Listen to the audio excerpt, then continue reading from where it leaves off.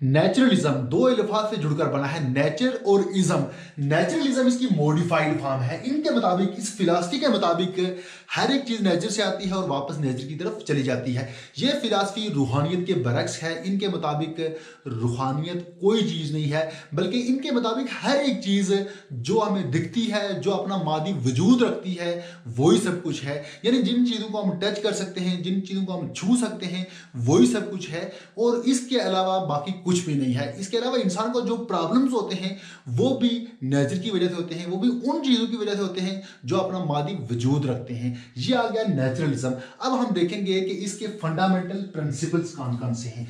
Fundamental principle में सबसे जो पहला पॉइंट है वो हमने लिखा हुआ है, it is a monastic concept. Monastic का मतलब है वहदत परस्त, किसी एक चीज को मानना। यानी इनके मुताबिक, इन फिलॉसफी के मुताबिक सब कुछ नेचर है, सब कुछ वही है जो हमें दिखता है, जिसको हम छू सकते हैं, जिसको हम टच कर सकते हैं। बस एक ही चीज है, ये एक ही चीज पे यकीन रखते हैं। इनका मानना है कि बाकी कुछ भी नहीं है। जैसे हम लोग अल्लाह पे ईमान रखते हैं, उसके बाद रसूलों पे ईमान रखते हैं, फरिश्तों पे ईमान रखते हैं, हमारा यकीन है फरिश्ते भी हैं जिनको हम देख नहीं सकते, जिनसे हम बोल नहीं सकते। उसके बाद जिन्नात हैं जो हमें नजर नहीं आते, हम उनसे बातें नहीं कर सकते, फिर भी हमारा यकीन है। हमारा यकीन बहुत सारी चीज़ों पे, मगर इनका जो कॉन्सेप्ट है, इनका यकीन मोनेस्टिक कॉन्सेप्ट है। ये सिर्फ एक ही चीज़ पे यकीन रखते हैं, बाकी इसके अलावा कुछ भी नहीं है। उसके बाद ये है कि nature does not believe in God, ये खुदा को नहीं मानते, इनके नजदीक कोई खुदा नहीं है, बस सिर्फ और सिर्फ नेचर है। Nature is everything, there is no idea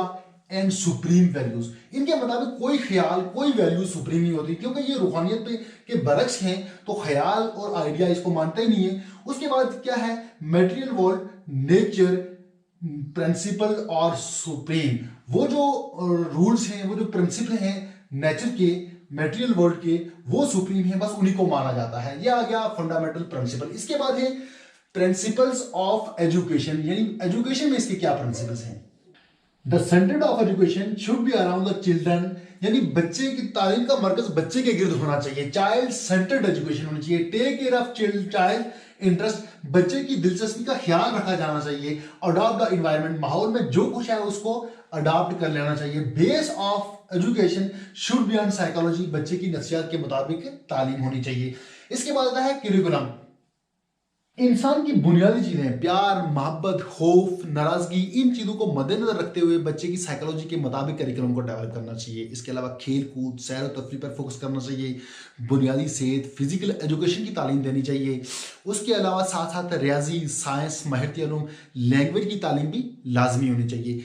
इस करिकुलम को या इस फिलॉसफी में करिकुलम को तीन टाइप्स में, तीन हिस्सों में डिवाइड किया गया है। पहले हिस्से में वो बच्चे जिनकी एज 1 to 12 ईयर्स होती है। उसके बाद दूसरे लेवल में वो बच्चे जिनकी एज 12 to 15 ईयर्स, और तीसरे लेवल में वो बच्चे जिनकी एज 20 या फिर इससे अबव होती है।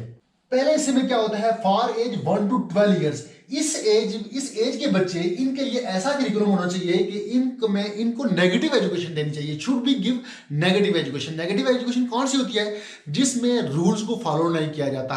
यानी क्या होता है, learning by wandering here and there, वो नेचर में वो घूम फिर के जो चीजें वो माशरे में, सोसाइटी में घूम फिर के जो सीखेंगे वो उनकी लर्निंग हो, उनको बाउंड ना किया जाए। इसको कहा जाता है नेगेटिव एजुकेशन। इन बच्चों के लिए कोई रूल्स, ज्यादा स्ट्रिक्ट रूल ना बनाए जाए। इसके बाद वो बच्चे जिनकी एज 12 to 15 ईयर्स हो, इन बच्चों को, यानी वो बच्चे जो 12 से 20 साल तक के होते हैं, उन बच्चों को फॉर्मल एजुकेशन दी जाए। फॉर्मल एजुकेशन कौन सी होती है, जो स्कूलों में, कॉलेजेस में, यूनिवर्सिटीज में दी जाती है।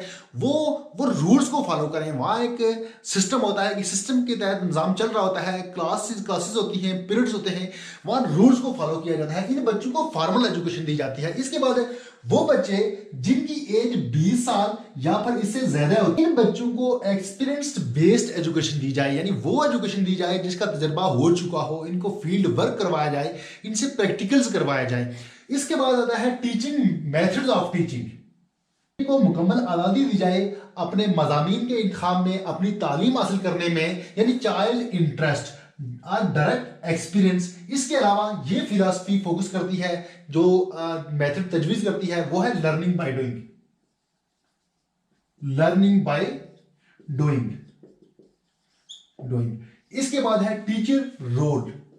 टीचर का रोल एक मैनेजर का हो, वो ऐसा इन्वायरमेंट प्रोवाइड करे, ऐसा माहौल प्रोवाइड करे जिसमें बच्चे आसानी से तालीम हासिल कर सकें। इसके बाद है एक्सपोनेंट्स, यानी इसके कौन कौन से लोग इसके मानने वाले हैं, वो लोग जिसने ये फिलॉसफी पेश की। इनमें जो सबसे बड़ा नाम है वो है रुशियो का, यानी रुशियो इसका सबसे बड़ा मानने वाला है। इसके अलावा डार्विन भी इस फिलॉसफी एग्री करते हैं, अरिस्टोटल हैं और हेले वगैरह, ये तमाम लोग इस फिलॉसफी को मानते हैं। और जो सबसे बड़ा मानने वाला है उसको कहा जाता है रुशियो। रुशियो नेचुरलिस्ट का सबसे बड़ा मानने वाला है, इसी ने इस फिलॉसफी को पेश किया।